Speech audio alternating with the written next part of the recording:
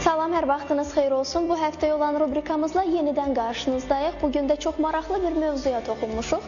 Ümumiyyətlə, qarşımızdakı insana ötürdüyümüz ilk mesajlardan biri də bizim nə geyinməyimizlə bağlıdır.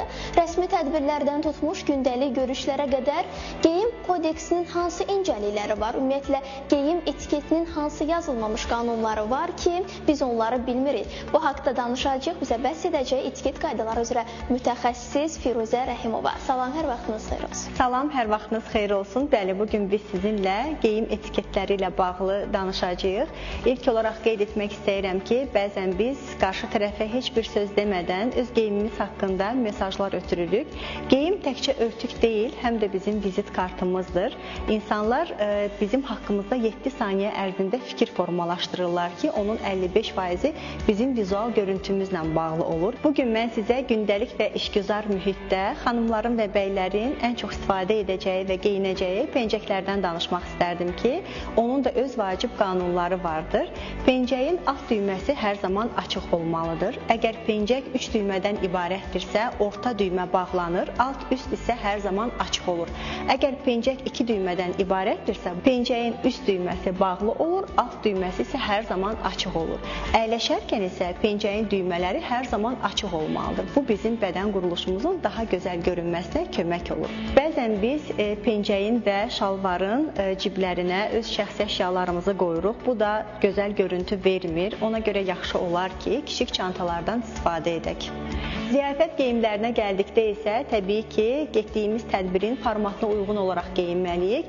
Əgər getdiyimiz tədbir çox rəsmi, belə deyək, ziyafətdirsə, buraya uzun donlar geyinməyimiz məqsədə uyğun olar və tünd rənglərdən istifadə etməyimiz mütləqdir. Əgər qeyri-rəsmi bir tədbirdirsə, buraya kokteyl donlardan istifadə edə bilərik ki, əgər parıltılıdırsa çox, makyajımızı azaltmalıyıq və minimal aksesuarlardan istifadə edəcəyik. Yox, əgər daha sadə bir dondan istifadə edəcəksə, burada aksesuarlarla donumuzu zənginləşdirəcəyik. Bəs soruşsanız ki, sadə geyimləri necə zənginləşdirə bilərik? Buraya köməyimizə ipək şərflər və broşlar gələ bilər. İpək şərfləri təkcə boynumuza və çiynimizə deyil, həm də çantamızın da üzərinə gözəl bağlayaraq istifadə edə bilərik.